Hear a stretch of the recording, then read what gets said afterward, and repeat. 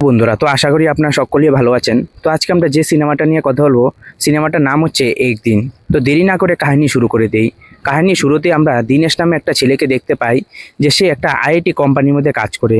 আর তার কোনো এত ভালো বন্ধু বান্ধব নেই যে কারোর সাথে তার একটা ভালো কন্ট্যাক্ট আছে। আর দিনেশ সবসময় মানে যে সে একাকিত্ব থাকতে সে ভালোবাসে। আর কোম্পানির যে গার্ড আছে, গার্ডও অন্য কাউকে তারা কোনো সময় চেক করে না, কিন্তু দিনেশ যখনই আসে দিনেশকে তারা সবসময় চেক করে। কিন্তু তারাও ভুলে যায় যে দিনেশ এই কোম্পানিতেই কাজ করে। দিনেশ এরকম না যে তার জীবনটা নিয়ে সে বোরিংয়ে কাটছে, সে তার জীবনটা নিয়ে খুব ভালোই কাটছে তার। আর সে যে অফিসের মধ্যে কাজ করে, সে কারোর সাথে কোনো এরকম কোনো ভালো বন্ডিংও নেই তার। কিন্তু সেখানে আমরা জানতে পারি যে সে একটা মীরা নামে মেয়েকে খুব পছন্দ করে, কিন্তু তার সাথে কোনো সময় তার কথাও হয়নি, সে তাকে কিছু বলতেও পারেনি। আর দিনেশ তো সবসময় মীরার পিছনে লেগেই থাকে, কিন্তু মীরা সে দিনেশকে চেনেও না। আর দিনেশ সে যখনই মীরাকে দেখতে পায় সে মনে মনে অনেক খুশি হয়ে যায়, যেরকম তার কাছের কেউ এসেছে, যে তার সঙ্গে খুব আলাপ আলোচনা চলছে তার। আর দিনেশ সে কখনোই মীরার সাথে তার ঠিক করে কথাবার্তা হয়নি। সে ভাবে যে হতে পারে মীরা আরো ভালো একটা পার্সোনালিটির ছেলে তার পছন্দ হবে। আর কোথায় দিনেশ সে একজন বোরিং ছেলে। যেরকম ছোট একটা ফ্যামিলির বাচ্চা ছেলে যে খেলনার দোকানটাকে যেভাবে দূর থেকে তাকিয়ে থাকে, সেমই সেখানে দিনেশও মীরার দিকে সেভাবেই তাকিয়ে থাকে। সেই জায়গার মধ্যে সে ছোট বাচ্চাটাও জানে যে যেসব খেলনার দিকে সে তাকিয়ে আছে, এসব খেলনা তার হাতে কখনো আসবে না। সেম দিনেশও সেই রকমই। দিনেশও জানে যে কখনোই মীরার সঙ্গে তার বন্ডিং হতেই পারে না, কিন্তু তবুও সে সবসময় মীরার দিকে তাকিয়ে থাকে। পরে একদিন হঠাৎ করে দিনেশ যখন বসে বসে কিছু কাজ ছিল না, সে এভাবে বসে রয়েছে, তখন সেই জায়গার মধ্যে মীরা চলে আসে। মীরা আসার পর হঠাৎ করে সেই জায়গার মধ্যে দিনেশ অচমকা হয়ে যায়। তখন মীরা দিনেশকে বলে যে আমার কিবোর্ডটা কোনো রকমই কাজ করছে না, তুমি একটু দেখে ঠিক করে দিতে পারবে? আর প্রথমে তো দিনেশ সে ভাবতেও পারছিল না যে মীরা এসে তার সঙ্গে এখানে কথা বলছে।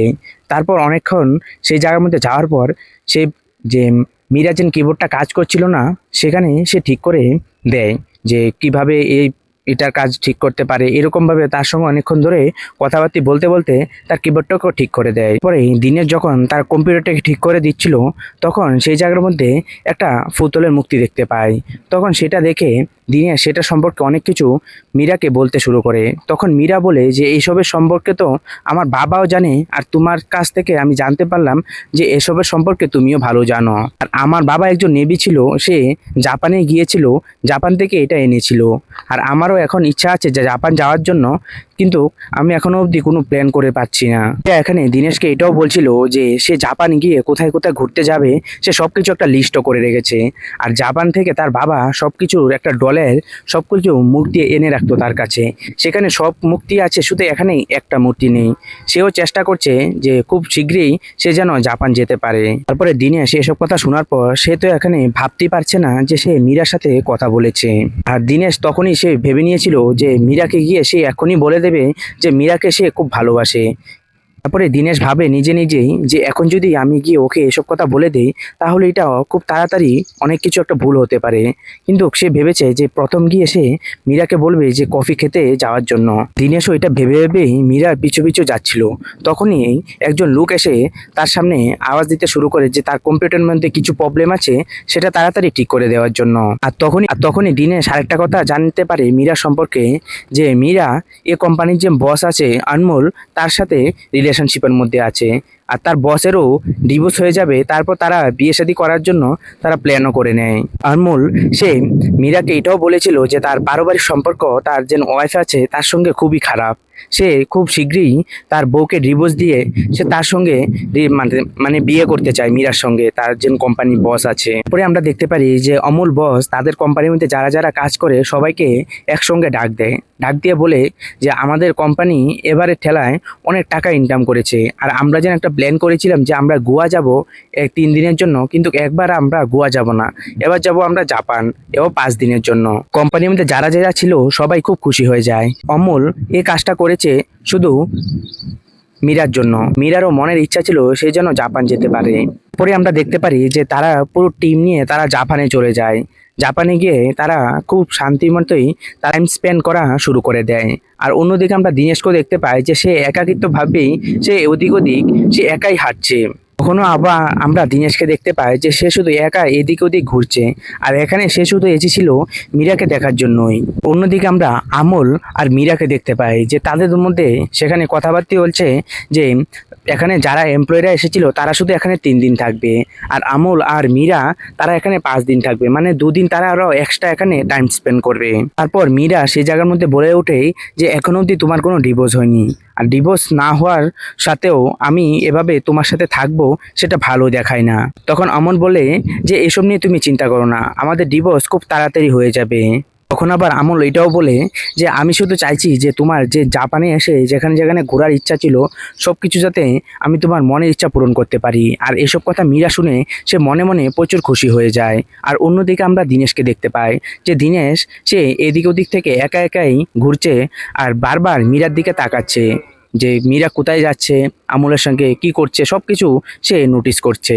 এসব দেখে দিনেশের মনে কোনো জ্বলন হচ্ছে না, সে শুধু চাইছিল যে একদিনের জন্য যদি মীরা তার কাছের মানুষ হতো তাহলে তার কত ভালো লাগতো। পরে আমরা দেখতে পাই যে সেখানে একটা অনেক বড় একটা ঘন্টা টাঙানো আছে, আর সেখানে ঘন্টাটার কারণ হচ্ছে এখানে যদি পুরো একদম সাফ মনের মানুষ যদি গিয়ে তার মনের ইচ্ছা সেখানে প্রকাশ করে সেই ইচ্ছা নাকি পূরণ হয়।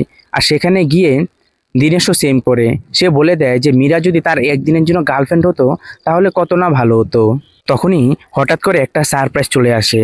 সে যেন আমুলের বউ ছিল ঋতুর সঙ্গে তাদের কোনো ডিভোর্সের কোনো কথাবার্তাই হয়নি, আর সেই জায়গার মধ্যে আমুলকে সারপ্রাইজ করার জন্য নিতুও জাপান চলে এসেছে।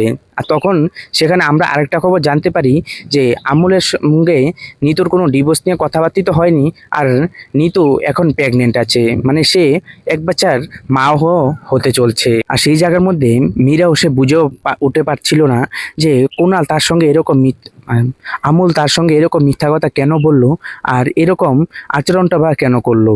দিনেশ এসব কিছু সে নিজের চোখেই দেখছিল, সে দেখে দেখে মনে মনে তার প্রচুর কষ্টও লাগছিল।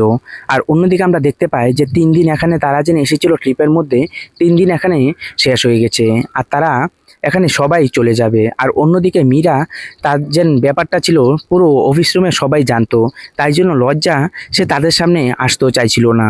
সেখান থেকে মীরা সে সেখান থেকে আর অন্য দিক থেকে মীরা হসপিটাল থেকেও আর অন্য দিক থেকে মীরা হোটেল থেকেও বেরোচ্ছিল না। আর দিনেশও দেখছিল যে মীরাও যাচ্ছে না, তখন এখানে তার খেয়াল রাখার মতো কেউ নেই, তাই জন্য সেই এখানেই থেকে যায়, মানে দিনেশও সেখানেই থেকে যায়। সে সবসময় মীরার আশেপাশেই থাকবে, কাছাকাছি যাবে না, কিন্তু সবসময় আশপাশেই থাকবে সে। তারপরে এদিন রাত্রেবেলায় দেখে দিনেশ যে মীরা সেখান থেকে বেরিয়ে একটা বারের মধ্যে চলে যায়, আর সেখানে গিয়ে অনেক ড্রিঙ্ক করে ফেলেছে। ড্রিঙ্ক করার পর সে রাস্তা দিয়ে যখন বেরোচ্ছিল তখন একটা হঠাৎ করে গাড়ি সামনে চলে আসে, আর সেখানে দিনেশ চিল্লাতে শুরু করে, কিন্তু চিল্লানোর পরও সেখানে সে মীরাকে দেখতে পায় না। মীরা সোজা জঙ্গলের দিকে চলে যায়, সেই জায়গার মধ্যে প্রচুর বরফও পড়ছিল, আর দিনেশ মীরাকে খুঁজেও পাচ্ছিল না। তারপর আশেপাশে সবাই কাছ থেকে সে হেল্প চাওয়ার পর মীরাকে খুঁজে বের করে। এই জায়গার মধ্যে মীরার অবস্থা খুবই খারাপ হয়ে যাচ্ছিল। তখন দিনেশ মীরাকে একটা হসপিটালের মধ্যে নিয়ে অ্যাডমিশন করায়। তারপরে মীরাকে যখন হসপিটালে নিয়ে যায়, ডাক্তার তাকে যখন কিছু কথা জিজ্ঞাসা করে তার কোনো কথাই মনে নেই। এরকম না যে তার কোনো কিছু মনে নেই, তার বাবার নাম কি, তার নাম কি, সব কিছু মনে আছে, কিন্তু রিসেন্টলি 1-1.5 বছরের যে তার পুরো সময়টা আছে সে সময়টা তার মাথার মধ্যে নেই। তখন ডাক্তার বলে দেয় যে সেটা শুধু একদিনের জন্য হবে, তারপর আবার সে আগের মতনই হয়ে যাবে। তখনই ডাক্তার দিনেশকে বলে দেয় যে মীরার টিডিএ হয়েছে। টিডিএ মানে মানে একদিনের জন্য বা এক সময়ের জন্য, কিছুক্ষণের জন্য একটা মানুষ ভুলে যাবে, তারপর আবার আগের সময়ই চলে আসবে, আর হতে পারে সে সময়টার মধ্যে তার সঙ্গে যা কিছু হয়েছে সে সব কিছু ভুলে যেতে পারে। এখন ডাক্তারও বলে দেয় যে তার মানে মীরাকে এখন হসপিটাল থেকে ডিসচার্জ করে দেবে, কারণ হসপিটালে থাকার তার কোনো দরকার নেই, কারণ কালকে সকাল যখন সে আবার ঘুম থেকে উঠবে, উঠেই তার আবার পুরনো যে সেভাবে যে চলছিল সেভাবেই আবার সে হয়ে যাবে। এই জায়গার মধ্যে দিনেশ মিথ্যা কথা বলে মীরার সাথে যে বলে দেয় যে আমুল হচ্ছে তার বয়ফ্রেন্ড, মানে মীরার বয়ফ্রেন্ড। 2 বছরের কোনো কথাই মনে নেই, তাই জন্য মীরা দিনেশকে বলছিল যে সে কে। তখন মীরা বলে দেয় যে তার বয়ফ্রেন্ড। আর যখন মীরা জিজ্ঞাসা করে যে তার নাম কি, তখন দিনেশ বলে যে তার নাম আমল। সে তার সত্যিকারের নাম বলে না তাকে। মীরা তো সে যেন জাপান এসেছে তার মাথার মধ্যে এরকম কোনো কিছুই নেই। তখন দিনেশ বুঝতে পারে যে সে একটু আনকমফোর্টেবল ফিল করছে, তাই জন্য দিনেশ মীরাকে তারা যেন জাপানে এসেছিল তাদের পুরো গ্রুপের ছবি দেখায়। গ্রুপের ছবি দেখানোর সাথে তারা কোথায় কোথায় ঘুরেছে এসবের কথাও তার সঙ্গে শেয়ার করে। তখনই মীরা দিনেশকে জিজ্ঞাসা করে যে আমি কার সঙ্গে দাঁড়িয়ে আছি আর তুমি এত দূরে কেন দাঁড়িয়ে আছো? তখন দিনেশ বলে যে তুমি বলেছিলে যে কোম্পানির মধ্যে কেউ যাতে না জানতে পারে আমাদের রিলেশনের সম্পর্কে, তাই জন্য আমরা এভাবে দূরেই দাঁড়িয়ে আছি। তারপরে মীরা দিনেশের মোবাইল নেয়, কারণ মীরার মোবাইলটা বরফে যেন জমেছিল, তাই জন্য তার মোবাইলটাও কাজ করছে না। তারপর দিনেশের মোবাইল নিয়ে মীরা তার বাড়ির মধ্যে কল লাগায়। কল লাগানোর পর তার মাকে কিছু কথা জিজ্ঞাসা করে। তখন জিজ্ঞাসা করার পর আমরাও জানতে পারি যে মীরার মাকে মীরা বলেছিল যে সে একটা কোম্পানির মধ্যে কেউকে ভালোবাসে, তার ডিভোর্স হয়ে যাবে, তার সঙ্গে তার রিলেশন হবে, বিয়ে করবে, এরকম সম্পর্কে বলেছে। কিন্তু ছেলেটাকে বা তার চেহারা তার মা চিনে না। পরে দিনেশ সে মীরাকে বলে যে তুমি একটু আনকমফোর্টেবল ফিল করছো, আমি বুঝতে পেরেছি, একদিনের জন্য আমরা ব্রেকআপ করে নেই, তারপর কালকে আবার ঠিক হয়ে যাবে, তোমার যখন আবার পুরো আদ্যাস আবার ফিরে চলে আসবে, এখন আমরা একজন ফ্রেন্ড হিসাবে চলবো। তারপরে মীরা দিনেশকে জিজ্ঞাসা করে যে আমরা একসাথে কিভাবে হয়েছি। তখন দিনেশ বলে আমরা তো দুজন একটা আইটি কোম্পানির মধ্যে কাজ করি, আর যখন থেকে তুমি এই কোম্পানির মধ্যে জয়েন করেছো তখন থেকে আমি তোমাকে খুব মানে পছন্দ করতে শুরু করেছি। এখন দিনেশ মীরাকে এটাও বলে যে যারা যারা এখানে এসেছিল সবাই আবার মানে ইন্ডিয়াতে ফিরেও গেছে, আর এখনো অবধি আমরাই দুজনেই শুধু এখানে আছি। পরে মীরা যেন ওই লিস্টটা বানিয়েছিল সে জাপানের মধ্যে কোথায় কোথায় ঘুরবে, সেই লিস্টটা সে মীরার কাছে দেয়। মীরা বলে যে এটা তাহলে ছিঁড়ে গেছে কিভাবে? তখন মীরা মানে দিনেশ বলে দেয় যে এটা এমনিতেই ছিঁড়ে গেছে, তাই জন্য এটাকে আমি ঠিক করে লাগিয়ে নিয়েছি। তারপর আজকের দিনে আবার দিনেশের বার্থডেও ছিল। মীরা তার জন্য একটা কেকও আনে। কেক আনার পর কেকটাকে কাটার পর তখন মীরা দিনেশকে বলে যে কিছু উইশ করার জন্য। তখন দিনেশ বলে আজকে যে আমার উইশ পূরণ হয়ে গেছে, আমি আর কোনো কিছু উইশ করতে চাই না। আর এসব কথাবার্তা শুনে মীরা বুঝতে পেরেছে যে দিনেশ ছেলেটা ভালোই ছেলে, খারাপ নয় সে। এই জায়গার মধ্যে মীরারও দিনেশকে পছন্দ করা শুরু হয়ে গেছে।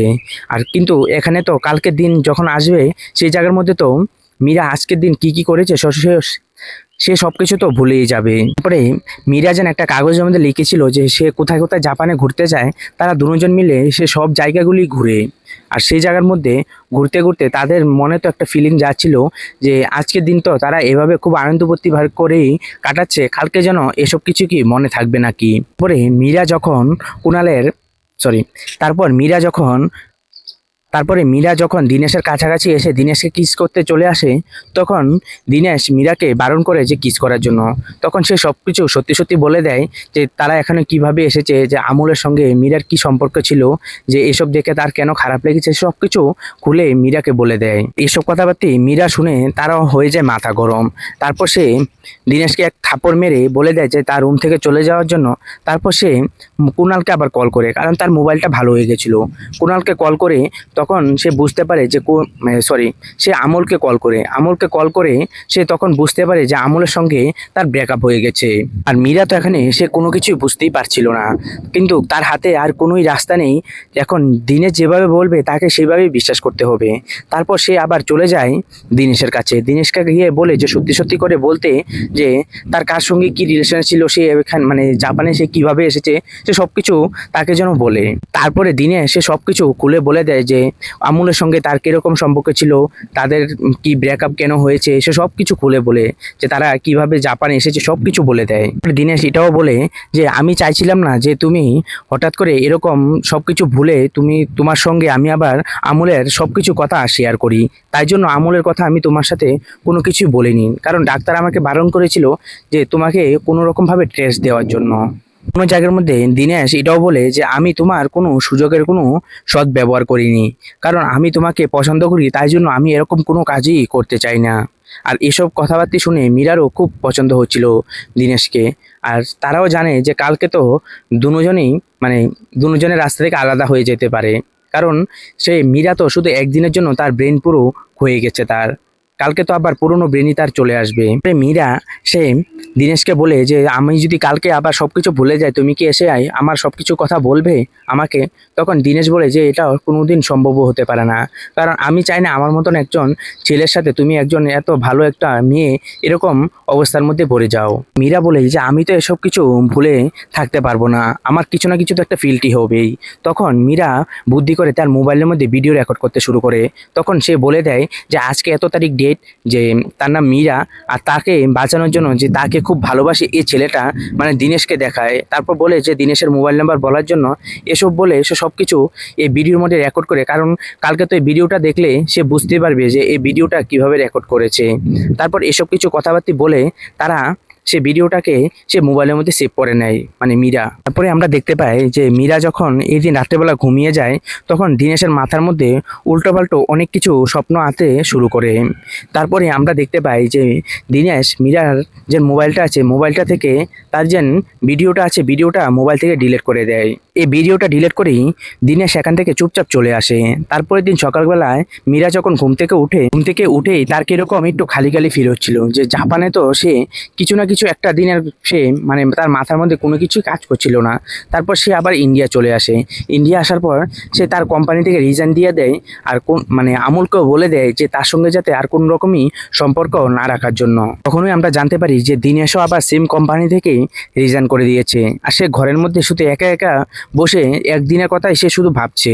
আর অন্যদিকে আমরা মীরাকে দেখতে পাই যে তার বান্ধবীর সঙ্গে বসে বলছে যে একটা দিনের কথা আমার কোনো কিছু মনে নেই, আমি কি করেছি একদিন আমার মাথার মধ্যে কোনো কাজই করছে না।